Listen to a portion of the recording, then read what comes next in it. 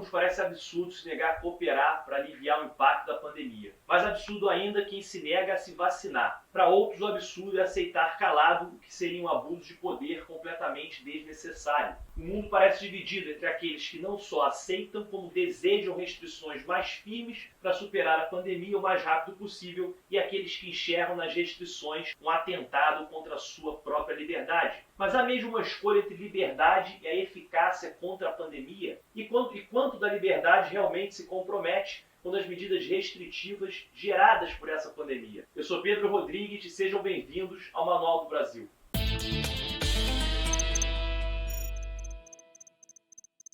Eu já quero iniciar esse vídeo deixando claro que, apesar de ter havido exageros em muitos países democráticos, de nenhum modo as medidas restritivas se aproximam esses países de países de ditadura de verdade. E muito menos são parte de alguma grande conspiração visando a restrição definitiva da liberdade individual de todo o planeta. Na nossa opinião, aqui do Manual do Brasil, tirando algumas exceções e óbvios exageros, é de que a maior parte das medidas restritivas fazem mais bem do que mal. Não só pela redução do impacto na saúde pública e até na nossa economia, como também pelo fato das restrições terem sido muito temporárias. Apesar disso, o foco do vídeo é sobre liberdade e restrições excepcionais, que são justificadas como sendo necessárias para garantir um bem maior coletivo. Ou seja, nossa questão hoje, acima de tudo, é até que ponto essas restrições são de fato um atentado contra a liberdade como valor democrático fundamental. Se essas restrições deveriam ou não existir é um tema secundário nesse vídeo de hoje. Com isso esclarecido, vamos seguir em frente e falar um pouco sobre os protestos que vêm acontecendo desde 2020 até esse ano de 2022. Mas antes, se essa é a sua primeira vez aqui no nosso canal, não deixa de se inscrever apertando esse botão vermelho aqui embaixo. Não esquece de apertar o sininho para você ser notificado, de deixar o seu like e o seu comentário. Um debate foi aceso no mundo inteiro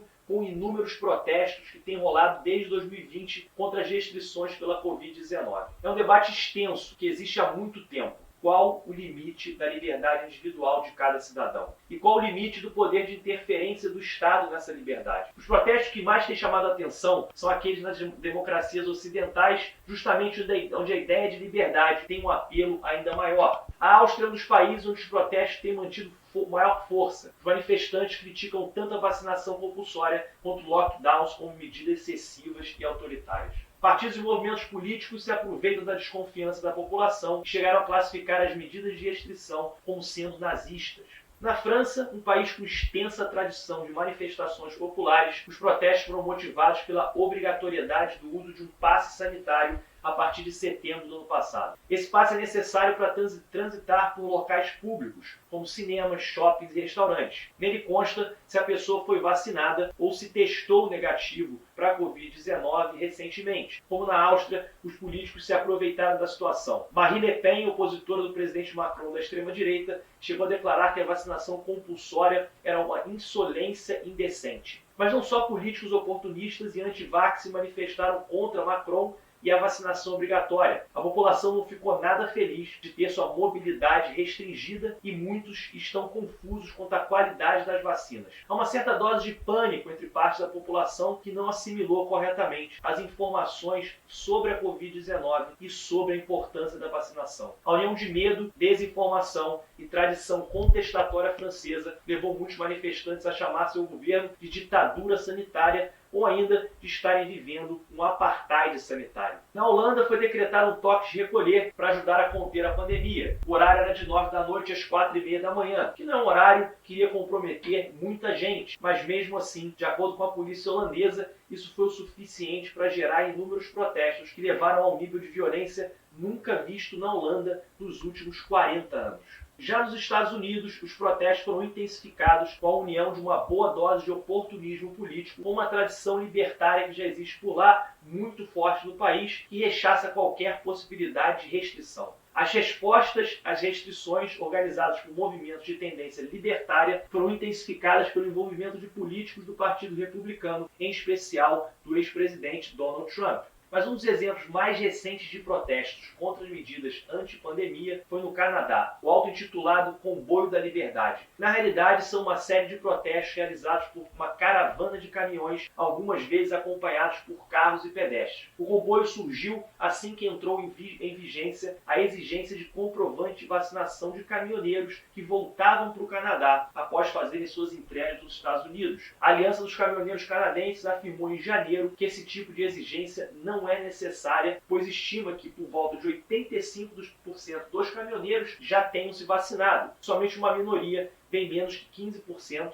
ainda não tenham se vacinado. Realmente se recusariam a tomar a vacina. Bem no início, o movimento tentou distinguir os anti-vacina e negacionistas e tentava de fato passar uma imagem menos radical. Mas isso mudou em pouco tempo, à medida que atraiu a atenção, o movimento se radicalizou e passou a exigir o fim de todas as medidas de restrição e chegou a incentivar sentimentos de total rebeldia contra o governo canadense, não só em relação à saúde pública, mas do governo em geral. O comboio passou a se declarar como um movimento pela liberdade. Muito bem, vocês já devem ter percebido o que tem em comum em todos esses protestos. Eles ganharam muita força a partir do momento em que a politização ficou ainda mais forte, especialmente através de oportunismo de políticos e alguns movimentos sociais. Mas não se engane, apesar de muitos desses protestos de início se organizarem de forma espontânea e autônoma, muito rapidamente foram cooptados politicamente por um lado ou por outro. Os protestos parecem ter menos reivindicações de liberdade que catalisadores da insatisfação dos críticos a cada governo de cada país ou de cada estado. E outro ponto em comum, é óbvio que a gente está discutindo aqui, o uso da ideia de liberdade. Entre alguns manifestantes a noção é melhor trabalhada, em outros nem tanto. Mas de qualquer modo, liberdade é tratada pelos manifestantes em geral como um valor irrestrito nas sociedades. Mas será que isso faz sentido? Afirmar que medidas de saúde pública para uma situação emergencial e extraordinária são atentados contra a liberdade e a fundação das sociedades democráticas não seria, de certa forma, um exagero? Os valores mais básicos de sociedades democráticas modernas estão dispostos em duas fontes. Uma na Declaração Universal dos Direitos Humanos de 1948 e a outra está nos direitos fundamentais, presentes nas constituições de todas as democracias modernas. Essencialmente, os dois têm poucas diferenças entre si. Os direitos humanos estão um pouco mais voltados ao limite da ação dos Estados contra os cidadãos, mas ambos não se limitam a isso. A grande diferença entre eles é que os direitos humanos são pautados no direito internacional e os direitos fundamentais são pautados nos direitos nacionais. Em ambas as fontes você pode presenciar o peso que as liberdades civis têm, sendo essa a liberdade dos cidadãos que os governos são obrigados a proteger pela lei nacional e internacional. Mas em nenhuma delas a liberdade é tomada como um valor abstrato. A liberdade de expressão, a liberdade religiosa, a liberdade de consciência, todas dizem respeito a ações concretas possíveis e não sobre uma proteção genérica contra qualquer restrição imposta por um Estado ou por uma nação. O erro aqui é de tomar a liberdade como um valor absoluto. Não há nenhum valor absoluto. Liberdade, igualdade, justiça, bem-estar, nenhum valor pode ser absoluto por si só, mas na realidade uns limitam os outros. Uma imagem simples para ilustrar isso é do limite de velocidade nas ruas e estradas. Cada motorista pode acreditar que é capaz de evitar acidentes com uma velocidade maior do que o limite, mas não é difícil entender o porquê da necessidade de limites estabelecidos que valem para todos, independente da destreza ao volante de cada motorista. Se eles, o número de acidentes iria obviamente se multiplicar. Ou ainda em relação ao uso de cinto de segurança e a obrigatoriedade que os países e estados impõem ao uso desse cinto. Nesse sentido, não será válido cedermos um pedaço da nossa liberdade pela pandemia, afinal ela não matou sequer 6 milhões de pessoas no mundo de 8 bilhões. Nessa defesa de um princípio ou direito interpretado de forma absoluta e isolada que mora o grande perigo e as falhas nas interpretações e defesas de opiniões como dos movimentos anti-vacina que afloraram durante a pandemia. Somada a essa interpretação rasa e simplista de princípios, está toda a internet usando o seu pior lado. Bots, trolls, notícias falsas, disseminando essas opiniões obscuras. O fato é que numa sociedade qualquer princípio precisa ser limitado por outro direito ou por alguma instituição, por regras criadas pela própria democracia para que ela se mantenha viva. Em nome da liberdade de expressão não se pode fazer apologia a um crime. Em nome da liberdade não podemos andar sem cinto de segurança ou fumar em locais fechados. Da mesma forma que alguns países exigem de todos os visitantes comprovação de determinadas vacinas para os turistas entrantes. Portanto, como colocou muito bem o filósofo Luiz Felipe Pondé, essa defesa de liberdade que vimos na pandemia não passa de um fetiche, na minha opinião, pseudo-liberais que não conhecem o liberalismo e têm medo da própria liberdade. Não existe liberdade sem regras, sem restrições ou sem limites. Liberdade sem esses contornos nada mais é do que uma anarquia. E liberdade não é anarquismo. E você? O que você acha? Comente aqui embaixo sobre os temas que você gostaria de ver abordados aqui no canal. A sua ajuda é essencial para fazer o Manual do Brasil crescer cada vez mais. Por isso não esquece de dar o seu like e compartilhar com todos os seus amigos e seus familiares. Valeu e até o próximo vídeo.